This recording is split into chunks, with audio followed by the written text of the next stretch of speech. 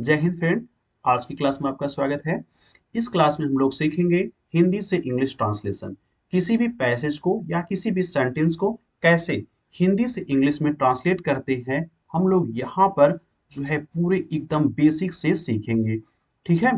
और ट्रांसलेशन करते वक्त जो भी वर्ड मीनिंग आएगा, जो भी वर्ड मीनिंग आता है, हम लोग उसको डिस्कस करते हैं।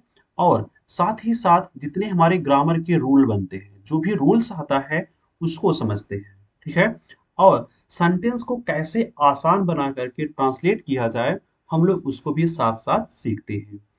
कहने का मतलब है ट्रांसलेशन जो है एकदम जीरो लेवल से, अगर आपको ट्रांसलेशन में कुछ भी नहीं आता, वहां से हम लोग सीखते हैं एकदम टॉप लेवल तक। ठीक है। जीरो से एकदम टॉप लेवल तक ट्रांसलेशन सीखने का प्रयास करते हैं। सिर्फ एक सेंटेंस, पहला सेंटेंस आप देखिए, आपको खुद ही लग जाएगा कि हमको यह क्लास लेनी चाहिए या नहीं लेनी चाहिए। यानी ट्रांसलेशन करते वक्त हर पार्ट्स ऑफ स्पीच को समझा समझा करके, कौन सा टेंस है, वही टेंस क्यों है, हर चीज समझा करके ट्रांसलेशन को सिखाया जाता है। ठीक है। एक पैसेज आपके सामने है, इसी पैसेज को हम लोग क्या करेंगे, ट्रांसलेट करेंगे। ठीक है। ट्रांसलेट करेंगे और समझेंगे कि इसका ट्रांसलेशन कैसे बन रहा है। तो देखिए, इस पैसेज को आप आराम से पढ़िएगा। इसी पैसेज को हम लोग क्या करेंगे, ट्रांसलेट। जहां जहां पर फुल स्टॉप दिख रहा है, देखिए, थे मिला ना, थे पे मिला, नीला पे मिला, कहते, दे यानी देते। यहाँ पर देखने कोई कामा मिल रहा है, यानी कोई पंक्चुएशन मिल रहा है। जहां जहां पर पंक्चुएशन कोई है, वहां से हमने क्या किया, सेंटेंस को छोटा कर लेंगे। छोटा कर लेंगे क्यों? क्योंकि तो सेंटेंस को बनाना आसान हो जाता है। हमने क्या कर लिया, मार्क कर लिया है। देखिए, सेंटेंस और भी छोटा हो सकता है। अभी हम ट्रांसलेशन करते वक्त आपको बताएं कि सेंटेंस को कैसे छोटा करके ट्रांसलेट करते हैं। जहां पर कोई कंजक्शन मिल जाए, थोड़ा समझेंगे पहले। जहां पर आपको कोई कंजक्शन मिल जाए, यानी जहां पर आपको कोई कंजक्शन मिल जाए, या पंक्चुएशन। पंक्चुएशन का मतलब विराम चिन्ह। जहां पर आपको कोई कंजक्शन मिल जाए या पंक्चुएशन मिल जाए, और कहीं कहीं पर प्रीपोजिशन मिल जाए, कहीं कहीं पर प्रीपोजिशन मिल जाए, वहां वहां से सेंटेंस को छोटा कर लिया जाता है।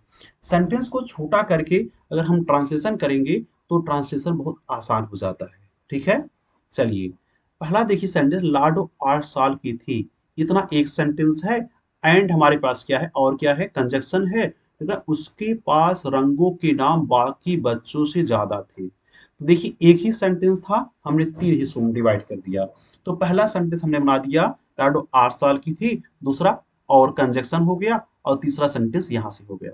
तो देखिए कैसे छोटा हुआ सेंटेंस ना। अब इन्हीं छोटे छोटे सेंटेंस को हम लोग अगर बनाएं और एक कर दे, या पूरा कंप्लीट हमारा पैसेज हो सकता है। ठीक है। तो चलिए, नीचे जो है एक, यही जहां जहां से, जहां जहां पर कामा है, या आपको कोई हेल्पिंग वर्ब मिला है, या कह सकते हेल्पिंग वर्ब, सॉरी, कंजक्शन मिला हुआ है, वहीं से नीचे सेंटेंस को ब्रेक करके छोटा छोटा लिखा गया है। अब बात आई यहाँ पर क्यों लिखे हैं, ताकि हम लिख करके आपको अच्छे से समझा पाए। ठीक है। देखिए, पहला सेंटेंस है, लाडो 8 साल की थी। 8 साल की थी। तो सबसे पहले हमको यह देखना है कि यह टेंस इसका कौन सा टेंस है। थी शब्द आया है, इसका मतलब सेंटेंस किसका है, पास्ट टेंस का है ना। पास्ट टेंस का है मतलब 8 साल की थी, मतलब उसका 8 साल उम्र हो चुका था पास्ट में ना, सेंटेंस पास्ट टेंस का है। अब इसमें मेन वर्ब कहीं दिख रहा है, मेन वर्ब नहीं है सेंटेंस में। नहीं, जब मुख्य क्रिया नहीं होता, तो हम लोग कोशिश करते हैं सेंटेंस को बनाने के लिए सिंपल पास्ट में। सिंपल पास्ट में, सिंपल पास्ट में कौन सा, टू बी वर्ब के साथ। टू बी वर्ब के साथ। अब बात है टू बी वर्ब क्या होता है, हमको पता है, इज, एम, आर और वाज वर्ब। एक क्या हो जाता है, टू बी वर्ब। जब प्रेजेंट की बात होगी तो इज एम आर का प्रयोग करेंगे, जब पास्ट की बात होगी वाज वर्ब का प्रयोग करेंगे। यानी जब भी किसी भी सेंटेंस में क्रिया ना हो, वर्ब ना हो, तो हम लोग टू बी वर्ब के साथ सेंटेंस का ट्रांसलेशन करेंगे। ठीक है, टू बी वर्ब के साथ सेंटेंस का ट्रांसलेशन करेंगे ना। या हम लोग ऐसे कह सकते हैं जब सेंटेंस में सब्जेक्ट क्या है का भाव प्रकट हो। सब्जेक्ट क्या है का भाव प्रकट हो तो टू बी वर्ब के साथ ट्रांसलेशन किया जाता है। इसको हम लोग दूसरे भाषा में लिंकिंग वर्ब भी बोल देते हैं। लिंकिंग वर्ब भी बोल देते हैं। तो टू बी वर्ब के साथ फिर स्ट्रक्चर कैसे बनेगा उसको देखते हैं। अगर टू बी वर्ब के साथ अगर हम सूत्र बनाए तो सब्जेक्ट आएगा, उसके बाद टू बी वर्ब आएगा। टू बी वर्ब में is am are, was verb में से कुछ भी आ सकता है। प्रेजेंट की बात होगी इज एम आर आएगा, पास्ट की बात होगी तो वाज वर्ब आएगा। सब्जेक्ट टू बी वर्ब, उसके बाद अदर वर्ड, जो भी अदर वर्ड है उसको लिख दिया जाता है। ठीक। आइए अब चलते हैं सेंटेंस के पास। सब्जेक्ट इसमें क्या है? लाडू। लाडू सब्जेक्ट है तो हम लोग पहले क्या लिखेंगे? लाडू। ठीक। अब लाडो सिंगुलर है, सब्जेक्ट आ गया, लाडो सिंगुलर है तो टू बी वर्ब के रूप में इज आ सकता है या तो वाज आ सकता है। चूंकि सेंटेंस पास्ट का है तो वाज आएगा, तो क्या लिखेंगे? वाज ना। सब्जेक्ट हो गया और हेल्पिंग वर्ब हो गया। अब सेंटेंस को हम लोग ट्रांसलेट करेंगे कहां से? पीछे से ना। 8 साल की थी, 8 साल की थी, लाडो वाज ना। 8 साल मतलब 8 साल, ईयर, ईयर नहीं ईयर्स। ईयर्स क्यों? क्योंकि 8 आया है। अगर यहीं पर 1 आता, अगर 1 आता तो हम लोग क्या लिखते? ईयर। अगर 1 से अधिक कुछ भी आए, 2 3 कुछ भी आए तो हम लोग क्या लिखेंगे? ईयर्स ना। क्योंकि एक से अधिक है तो नाउन क्या आएगा? प्लूरल में आएगा। तो 8 ईयर्स ना, यानी लाडो वाज 8 ईयर्स ओल्ड, यानी वह 8 साल की थी ना। अब दिमाग में आता होगा ओल्ड क्यों लिखा गया? ओल्ड क्यों लिखा गया? क्योंकि इनकी उम्र जो है 8 साल बीत चुकी है, अर्थात यह 8 साल की बूढ़ी हो चुकी है। तो इस इनको ना as a phrase, as a phrasal word के रूप में प्रयोग किया जाता है। हम लोग या तो ऐसे भी कह सकते हैं कि यहाँ पर जो है, यानी यह टाइम दिखा रहा है कि how much time has passed since a person was born. जब से वह पर्सन जन्म लिया है तब से उसकी कितनी उम्र बीत चुकी है उसको दिखाने का काम करता है। 8 साल उसकी उम्र बीती है तो हमको दिखाना पड़ेगा ओल्ड के माध्यम से कि उसकी उम्र 8 साल हो गई थी। ठीक है। अगर ओल्ड के बारे में लिखना हो, यहाँ पर ओल्ड क्यों आया, तो आप लिखेंगे थोड़ा सा एक लाइन। ठीक है। यहाँ लिखेंगे हियर, यानी यहाँ पर old simply measure measure how much time, how much time has passed since a person was born।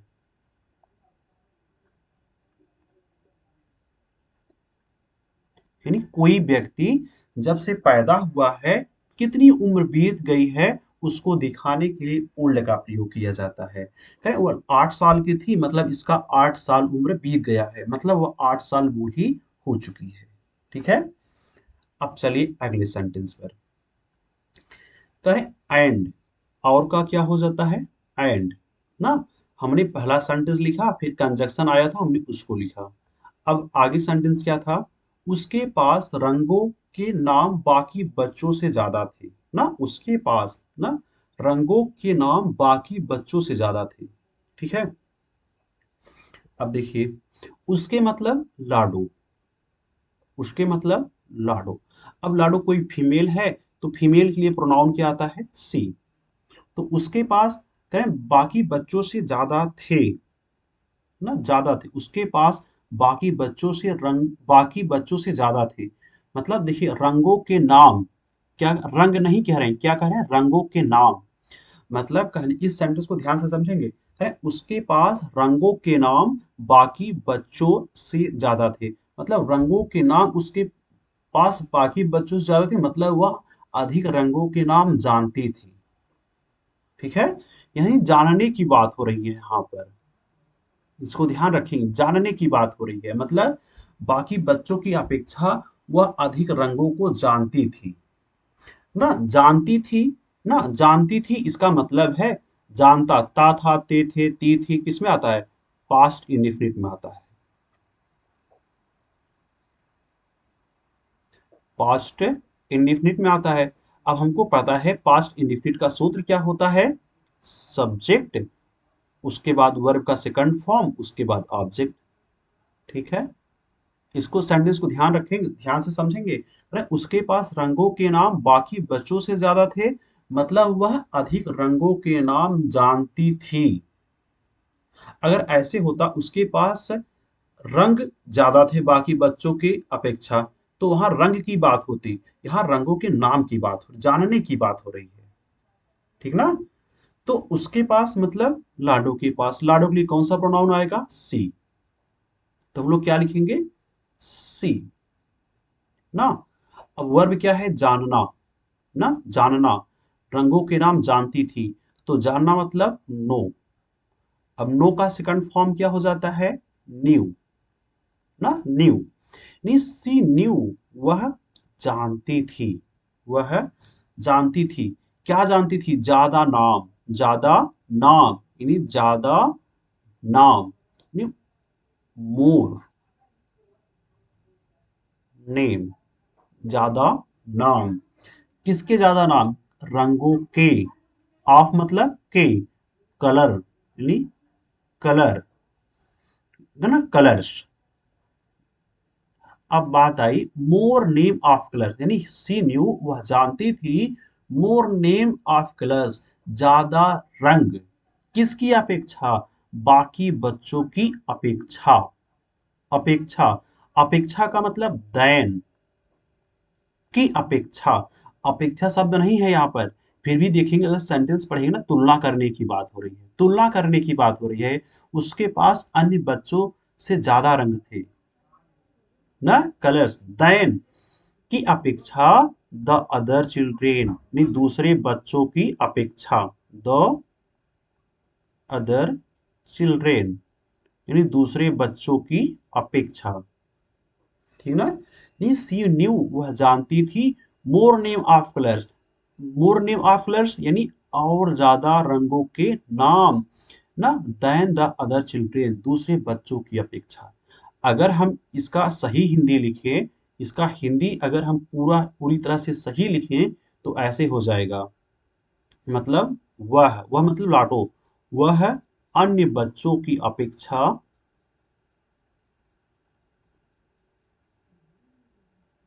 बच्चों की अपेक्षा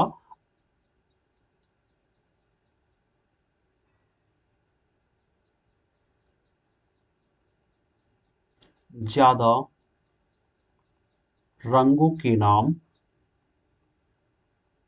जानती थी। यह सेंटेंस है, छोटा सा सेंटेंस लिखा गया है, लेकिन इसका मतलब यह है, ना, इसीलिए ट्रांसलेशन इस तरह से बना, ना। यानी सी सब्जेक्ट है, वह सब्जेक्ट हो गया, और जानना वर्ब है, जानना यहाँ पर है, ना। अब मोर देन की अपेक्षा ज्यादा, यानी जब भी हम लोग जानते हैं कंप्लीटेड डिग्री, एक होता है हमारे पास मच, मच का कंप्लीटिव क्या हो जाता है? मोर, सुपरलेटिव मोस्ट हो जाता है। तो कंपेयर किया जा रहा है, इसलिए कंपैरेटिव डिग्री का प्रयोग किया गया है। जब भी कंपैरेटिव डिग्री के द्वारा कंपेयर किया जाता है, तो दैन का प्रयोग कर देते हैं। क्या हमेशा दैन आएगा? नहीं। ठीक है, चलिए चलते हैं अगले सेंटेंस पर। दूसरे बच्चे नीला कहते थे, दूसरे बच्चे, दूसरे मतलब अदर, बच्चे मतलब चिल्ड्रेन, यानी अदर चिल्ड्रेन, ना, नीला कहते थे। थोड़ा इसको समझें ध्यान से। तो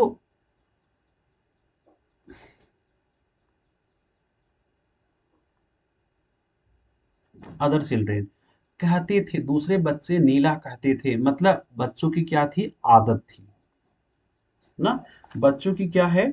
आदत थी। कहते मतलब जो है घटना कब की है? पास्ट की बात हो रही है। दूसरे बच्चे नीला कहते, तो घटना कब की है? पास्ट की है। यानी जो घटना है वह कब की है? पास्ट की है। कैसे पता? क्योंकि पीछे का सेंटेंस सब पास्ट का चल रहा है, तो आगे का सेंटेंस भी पास्ट का ही चलेगा। घटना पास्ट की है और किससे संबंधित है? घटना आदत से संबंधित है। यानी बच्चे क्या कहते थे? नीला कहते थे, यानी उनके हैबिट से संबंधित है। या हम लोग कह सकते हैं ना, रिपीटेड एक्शन। ध्यान से इसको समझेंगे, अच्छा कंसेप्ट है ग्रामर का। रिपीटेड एक्शन मतलब बार बार क्या कहते थे? नीला कहते थे ना। अगर कोई आदत हो या रिपीटेड एक्शन हो तो जो है हम लोग उड के साथ सेंटेंस को बनाते हैं। उड, WOULD, उड के साथ सेंटेंस को बनाते हैं। ठीक है। जब हम लोग उड के साथ सेंटेंस को बनाते हैं तो सबसे पहले क्या आता है? सब्जेक्ट आएगा, उसके बाद जो है वुड का यूज करेंगे, उसके बाद जो है वर्ब का बेस फॉर्म यानी वर्ब का फर्स्ट फॉर्म, फिर उसके बाद जो भी अदर वर्ड होगा उसको लिखा जाता है। ठीक ना? जो भी अदर वर्ड होगा उसको लिखा जाएगा। ठीक ना? यानी इस वाले स्ट्रक्चर पर यह वाला सेंटेंस बनेगा। तो सब्जेक्ट हो गया अदर चिल्ड्रेन, उसके बाद क्या प्रयोग करेंगे? वुड। वुड ही क्यों आया? क्योंकि आदत की बात हो रही। दूसरे बच्चे नीला कहते थे, वह पूछती कौन सा नीला। मतलब उसका उसका भी आदत है, वह पूछती कौन सा नीला, उसकी भी आदत है। और दूसरे बच्चों की आदत क्या थी? दूसरे बच्चे नीला कहते थे। यानी आदत की जब भी बात होगी उसके लिए हम लोग किससे जाएंगे? वुड से जाएंगे। नहीं, the other children would say, verb का फर्स्ट फॉर्म। ठीक है।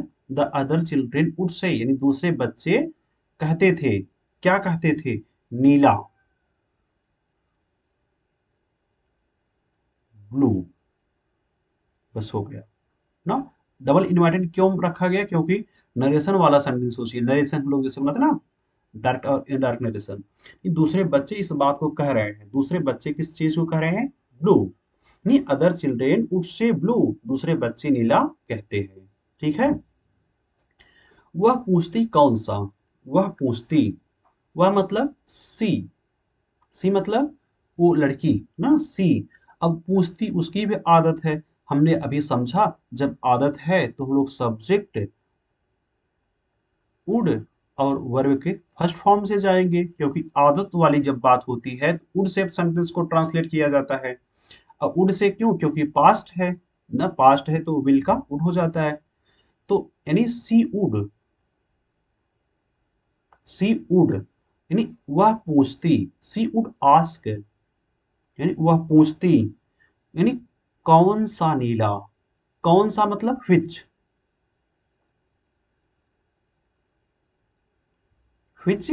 ब्लू, यानी कौन सा नीला। which ब्लू, कौन सा नीला। ठीक है।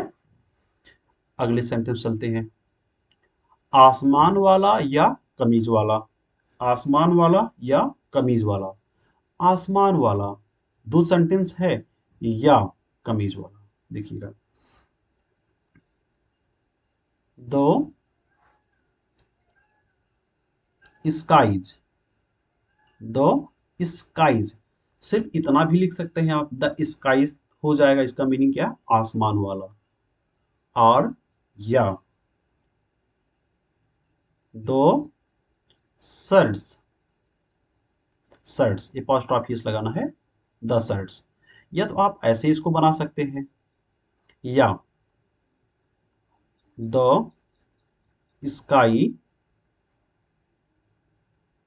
वन आर, द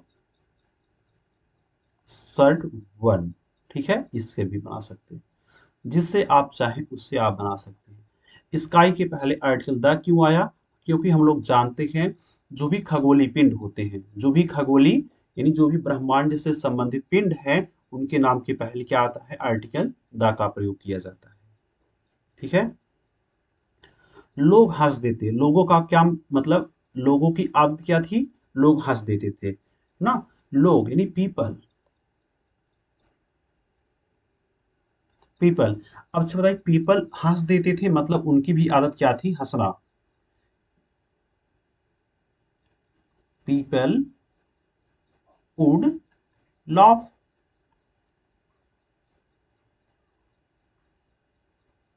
लोग हंस देते। तो अभी हमने पढ़ा था, जब आदत की बात हो वुड से बनाते हैं, उसके बाद वर्ब का फर्स्ट फॉर्म आता है। सब्जेक्ट पीपल था, वुड क्या हो गया हमारा हेल्पिंग वर्ब, लाफ क्या हो गया हमारा मेन वर्ब। लोग हंस देते, पीपल वुड लाफ, लोग हंस देते, नहीं लोगों की आदत क्या थी, हंसना, इसलिए क्या है वुड आया। चलिए, स्कूल से लौटते वक्त वह अक्सर रुक जाती। अब यह भी आदत की बात हो रही, उसकी आदत थी स्कूल से लौटते वक्त वह अक्सर रुक जाती, मतलब उसकी क्या थी, आदत थी। और लौटते वक्त मतलब कहाँ पर रुकती, रास्ते पर रुकती ना। तो स्कूल से लौटते वक्त वह अक्सर रुक जाती। अब पहले इतना का बनाइए, स्कूल से लौटते वक्त, इतना एक बार बनाना है, वह अक्सर रुक जाती, इतना दोबारा बनाना है। नहीं, दो सेंटेंस में तोड़ तोड़ कर इसको बनाना है ना। स्कूल से लौटते वक्त, कहाँ से लौटते वक्त, स्कूल से लौटते लौटते वक्त कहाँ रुकती है, रास्ते पर। तो हम लोग क्या लिखेंगे, on her way. On her वे, कहाँ, स्कूल से लौटते वक्त, यानी रास्ते पर, अपने रास्ते पर, कहाँ से लौटते वक्त, स्कूल से। बैक फ्रॉम स्कूल, नहीं स्कूल से लौटते समय या लौटते वक्त। फ्रॉम प्रेपोजिशन क्यों आया समझेंगे। ये जो फ्रॉम प्रीपोजिशन है, जब सपोज एक कोई वस्तु है, एक यहाँ पर कोई पर्सन मान लेते हैं, एक कोई व्यक्ति है, ठीक है, और एक व्यक्ति यहाँ पर है, सपोज इसका यह क्या है, घर है। अगर यह अपने घर से निकल करके इसके घर आ रहा है, यानी तब दोनों के बीच, यानी इस घर के बीच और इस लड़के के बीच तो अलगाव का भाव आ रहा है। जब भी कहीं पर अलगाव की भाव आए तो हम लोग क्या लिखते हैं, कौन सा प्रीपोजिशन आता है, फ्रॉम। उस स्कूल से लौटते वक्त मतलब रास्ते में, तो कहने का मतलब है स्कूल से रास्ते में आई हुई है, यानी स्कूल से उसका क्या हुआ, अलगाव हुआ, यानी स्कूल से निकली मतलब वह स्कूल से दूर गई ना। तो कौन सा प्रीपोजिशन आएगा, फ्रॉम प्रीपोजिशन आएगा। जब भी अलगाव की बात होगी तो फ्रॉम प्रीपोजिशन आएगा। On her way back from school. अब अगला, वह अक्सर रुक जाती, फिर सेंटेंस किसमें है, आदत आदत वाली बात है। वह मतलब सी, रुक जाती अक्सर, तो इसका मतलब है हमको जाना है मॉडल वर्ब के साथ, आदत की बात हो रही है। सी वुड, प्रायः या अक्सर, ऑफ्टेन, ऑफ्टेन रुक जाती मतलब स्टॉप हो गया। सी वुड ऑफ्टेन स्टॉप, वह प्रायः रुक जाती, ठीक है। तो वुड क्यों आया, क्योंकि आदत की बात है, वह हमेशा रुकती है मतलब उसका आदत है रुकना ना। चलिए, किसी दीवार के सामने, अच्छा के सामने का के लिए एक फ्रेज होता है, के सामने जो वर्ड होता है इसके लिए एक फ्रेज आता है, इन front of, in front of, के सामने, इन फ्रंट ऑफ के सामने, किसके, दीवाल के, इन फ्रंट ऑफ वॉल, यानी दीवाल के सामने, ठीक। और क्या, किसी फूल के सामने, इन front of, in front of flower, यानी किसी फूल के सामने। अब एक चीज ध्यान देंगे, तो यहां पर एक बार इन फ्रंट ऑफ जस्ट इसके पीछे लगा हुआ है, जो पैसेज है ना, एक सेंटेंस तो है नहीं, तो दोबारा इन फ्रंट ऑफ अगर न लिखा जाए, सिर्फ कामा लगा करके फ्लावर लिख दिया जाए, तो सेंटेंस और बेहतर होगा, क्योंकि एक बार रिपीट किया गया, मतलब एक बार पहले आ चुका है। इंग्लिश में किसी भी शब्द को बार बार रिपीट करना अच्छा नहीं माना जाता। तो हम लोग चाहे तो इसको ऐसे लिख सकते थे, अगर दोनों को साथ में लिखा जाए, in front of wall comma flowers, comma flower, तो भी ऐसे ही था, ठीक है, यानी दीवार और फूल के सामने। चलिए आगे चलते हैं। और देर तक देखती रहती, और यानी एंड, देर तक देखती रहती, कौन देखती रहती? वह, ना। And keep looking, keep looking यानी देखती रहती, ना। Keep looking and keep looking, देखती रहती, कैसे? देर तक, नहीं, a long time, a long time मतलब लंबे समय तक, नहीं, देर तक देखती रहती, ना। माँ आवाज लगाती, मतलब उसकी माँ उसको बुलाती। अब इस यह भी क्या है, एक प्रकार से जो है आदत है उसकी। माँ यानी किसकी माँ? उसकी माँ, मदर। मदर आवाज लगाती, उड़ कॉल, उसकी आदत है ना, जब वह रुकती उसकी माता आवाज लगाती। डेली का रिपीटेड एक्शन है, मदर उड़ कॉल आउट, मतलब उसकी माता उसको बुलाती। ठीक है। तब वह चलती, तब का मतलब देन, वह मतलब सी, मतलब वह लड़की चलती, मतलब उसकी भी क्या है, आदत है। Then she would start walking, मतलब तब वह चलना शुरू करती, तब वह चलती। स्टार्ट वॉकिंग मतलब चलना, तब वह चलना शुरू करती। ठीक है। वॉकिंग जिरेंड के रूप में आया है, इसको भी समझेंगे, जिरेंड।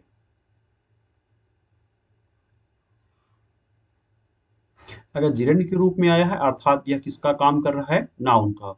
और किसके स्थान पर आया है? ऑब्जेक्ट के स्थान पर आया है। ठीक है। जिरेंड क्या होता है? कोई वर्ब होगा, वर्ब के फर्स्ट फॉर्म में आईएनजी लगने से क्या बनता है? जिरेंड बनता है। और जिरेंड काम किसका करता है? नाउन का करता है। दिमाग में एक और आएगा आपके कि वर्ब के फर्स्ट फॉर्म से लेकर के पार्टिसिपल भी बनता है, लेकिन जो पार्टिसिपल बनता है वह एडजेक्टिव का काम करेगा, एडजेक्टिव का या तो एडवर्ब का। ठीक। फिर एक और दिमाग में आएगा, जो आईएनजी वाला रूप होता है, क्रिया का आईएनजी रूप, तो जब क्रिया में आईएनजी लगता है वह क्रिया का काम करता है, ये भी ध्यान रखेंगे, तीनों में अंतर है ना। चलिए, घर में उसके पास रंगों की कोई डिबिया नहीं थी। घर में उसके पास, घर में मतलब एट होम, घर में मतलब एट होम। एक लोकेशन की बात है, जब फिक्स लोकेशन की बात होती है तो एट प्रेपोजिशन आता है। इन नहीं लगाना है, एट लगाना है, ना। इन होम नहीं लिखेंगे, एट होम। एट क्यों आया, इसको थोड़ा समझ लेंगे। करें घर में, तो इसका मतलब है फिक्स लोकेशन की बात हो रही है, मतलब कोई एक निश्चित क्या है, वह स्थान है। फिक्स लोकेशन के लिए एड प्रीपोजिशन, एड प्रीपोजिशन आता है। ठीक है। एट होम, उसके पास, उसके मतलब सी, लड़की ना। इन्हीं करें नहीं था, नहीं था, सेंटेंस किसमें? डिबिया नहीं थी, मतलब सेंटेंस किसका है? पास्ट इंडेफिनिट का। अब हमको पता है सेंटेंस पास्ट इंडेफिनिट का है और नहीं था निगेटिव वाला है, तो सब्जेक्ट आएगा, उसके बाद डिड, उसके बाद नॉट, फिर वर्ब का फर्स्ट फॉर्म, ना, इस पर बनेगा। देखते हैं, सब्जेक्ट हो गया सी, निगेटिव है तो क्या लिखेंगे? Did not. उसके पास, पास के सेंस में क्या आएगा? वर्ब के रूप में हैव, नहीं, सी डिड नॉट हैव, नहीं, कोई डिबिया, कोई मतलब एनी, डिबिया मतलब box, she did not have any box, किसका? रंग का, ऑफ पेंट, ऑफ पेंट्स, रंगों का है ना, तो पेंट्स लिख देंगे। ठीक। चलते हैं। जो रंग उसको दिखाए दिखते थे, जो रंग उसको दिखते थे, जो रंग, इतना एक, जो रंग, देखिए लड़की है, करें उसको जो रंग दिखते थे, अगर यह कोई रंग देख रही है तो इसका मतलब कोई पार्टिकुलर, कोई विशेष रंग देख रही है, पार्टिकुलर। अगर जब पार्टिकुलर की बात होती है तो उसके पहले क्या आता है? Article the. तो कोई विशेष रंग वह देख रही है तो इसका मतलब उसके अंदर क्या है, उसके पहले क्या आएगा? The colours. द कलर्स उसे दिखते हैं, उसे मतलब सी, दिखते थे मतलब पास्ट की बात हो रही, पास्ट इंडेफिनिट की बात हो रही है, पास्ट इंडेफिनिट की बात हो रही है। अब हमको पता है पास्ट इंडेफिनिट में क्या आएगा? Subject plus V2। सब्जेक्ट सी हो गया। वर्ब का सेकंड फॉर्म दिखना, दिखना मतलब सी, सी का थर्ड फॉर्म क्या हो जाता है? सा। तो क्या लिखेंगे? सी सा, यानी वह देख, यानी उसे दिखते थे। द कलर सीसा, यानी जो रंग उसे दिखते थे। वे सब बाहर थे, वे सब बाहर थे। अब देखिए वे की अंग्रेजी नहीं लिखेंगे, हम कलर की बात ही करें ना, चाहे कलर लिखिए चाहे ना लिखिए। वे किसके लिए आया है? रंगों के लिए आया है। तो रंग एक बार हम लोग पहले उपयोग कर चुके हैं, द कलर्स। तो बार बार शब्दों को रिपीट करने से बचा जाता है। अब द कलर्स प्लूरल है, बाहर थे ना, बाहर थे मेन वर्ब सेंटेंस नहीं है, तो हम लोग किससे बनाएंगे? सिंपल पास्ट से। सिंपल पास्ट से बनाएंगे, नहीं टू बी वर्ब का यूज करेंगे। टू बी वर्ब में पास्ट में हमारे पास वाज होता है और वर होता है। अब चूंकि हमारा द कलर सब्जेक्ट प्लूरल है तो हम लोग सीधा क्या लिख देंगे? वर। यहाँ पर द कलर्स नहीं लिखेंगे ना, क्यों? क्योंकि एक बार पहले लिख चुके हैं, बार बार शब्दों को रिपीट करना उचित नहीं माना जाता। नहीं, वर ऑल, वर ऑल कहाँ थे? बाहर, आउटसाइड। नहीं, वे सब कहाँ थे? बाहर थे। ठीक है, चलिए। एंड, उन्हें इकट्ठा करने का कोई तरीका उसे अब तक नहीं मिला था ना। तो पहले इसको देखेंगे, इसमें ना उसे इकट्ठा करने का ना एक सेंटेंस, कोई तरीका, इतना दो सेंटेंस, उसे अब तक नहीं मिला था, तीन सेंटेंस। लेकिन ट्रांसलेशन सबसे पहले हम लोग इस वाले सेंटेंस का करेंगे। क्यों? क्योंकि मुख्य बात इसी में कही गई, उस सब्जेक्ट हमारा इसी में है ना। सब्जेक्ट जब हमारा हमारा इसी में है तो हमको सेंटेंस बनाने के लिए सबसे पहले हमको चाहिए सब्जेक्ट ना। अरे नहीं मिला था, मिला था मतलब सेंटेंस किस में है यार? पास्ट परफेक्ट में। पास्ट परफेक्ट में है, हमको पता है पास्ट परफेक्ट में सब्जेक्ट आएगा, उसके बाद हेड आएगा, फिर वर्ब का थर्ड फॉर्म, उसके बाद ऑब्जेक्ट या अदर वर्ड। तो सब्जेक्ट क्या है? सी, उसे मतलब सी ना। अब देखिए, अब पास्ट परफेक्ट है तो हैड आएगा। सी हैड, नहीं मिला तो हम लोग किससे जाएंगे? नेगेटिव है तो क्या लिख देंगे? नॉट। सी हैड नॉट, मिलना मतलब फाइंड ना, फाइंड का third form find it. C had not find it. एक मिनट, एक और शब्द लगा है, अब तक। एडवर्ब है, एडवर्ब का प्रयोग हमेशा मेन वर्ब के पहले और हेल्पिंग वर्ब की बात करते हैं। ये she did not, she had not find, sorry she had not it find, नहीं उसने अभी भी नहीं पाया है। क्या नहीं पाया? कोई तरीका, एनी वे, नहीं कोई भी तरीका। किस लिए कोई तरीका? इन्हें इकट्ठा करने का ना। टू इकट्ठा करना, कलेक्ट, इन्हें मतलब रंगों को, दिम। रंगों के लिए कौन सा प्रोनाउन आएगा? दिम। और टू कलेक्ट यहां पर क्या है? इन्फिनिटिव है।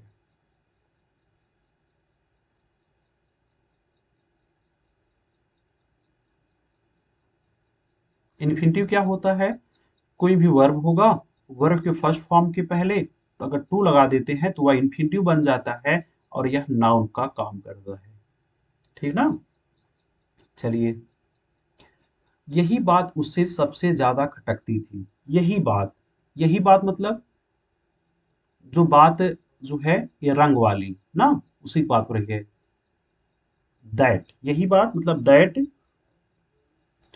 यानी यही बात मतलब यही एक चीज थी। इसकी बात देखिए, यही बात एक सेंटेंस है, उसे सबसे ज्यादा खटकती थी मतलब उसको सबसे ज्यादा परेशान करती थी। यही बात के लिए हम लोग क्या लिखेंगे, मतलब यही बात थी, पूरा सेंटेंस क्या है, यही बात थी। That was the one things, the one thing, मतलब वही केवल एक चीज थी। एक बात के लिए टॉक नहीं लिखेंगे, यानी ये जो सेंटेंस है यही बात, यह किसके भाव में आ रहा है, मतलब यही केवल एक चीज थी, एक चीज थी। यह इस यही बात का अर्थ क्या है यहाँ पर, यह केवल एक चीज थी। पैसेज है ना कि सेंटेंस हम लोग सॉल्व कर रहे हैं, पैसेज सॉल्व कर रहे हैं, इतना ध्यान रखेंगे बार बार। That was the one thing, मतलब यही बात थी। क्या बात थी, उसे। अब सेंटेंस को जोड़ रहे हैं तो क्या लिखेंगे, कंजक्शन दैट, ना। दैट जो खटकती थी, मतलब परेशान करती थी। सेंटेंस किस में है, पास्ट इंडिफिनिट में है। तो पास्ट इंडिफिनिट में हमको पता है सब्जेक्ट आएगा, उसके बाद भी टू, उसके बाद जो भी अदर वर्ड है ना, वर्ब आता है। सब्जेक्ट हो गया ना, अब वर्ब आना चाहिए। वर्ब क्या है,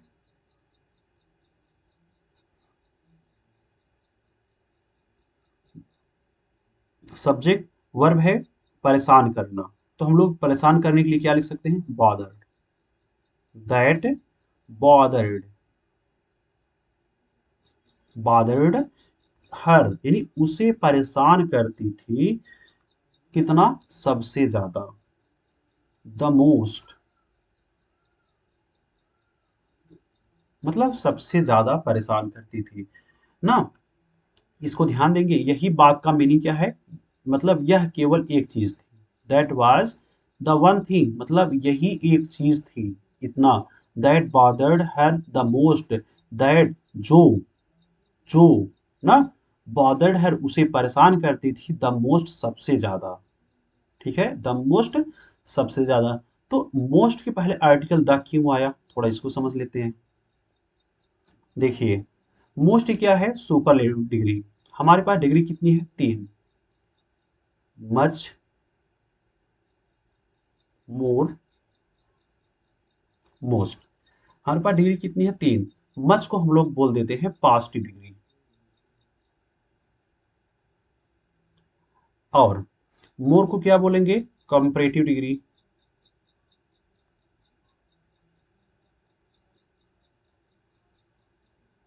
मोस्ट हम लोग क्या बोल देते हैं, सुपरलेटिव डिग्री।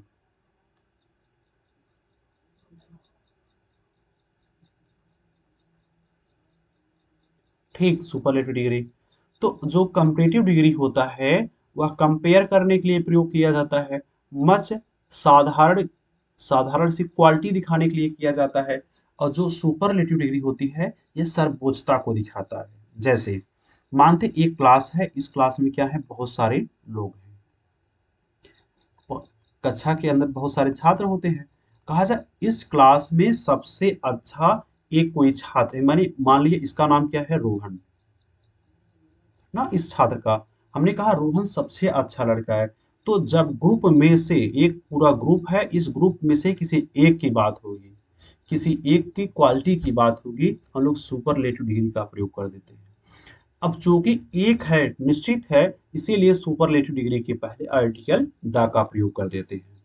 जो डिग्री होती है, डिग्री का निर्माण किससे होता है, एडजेक्टिव से होता है,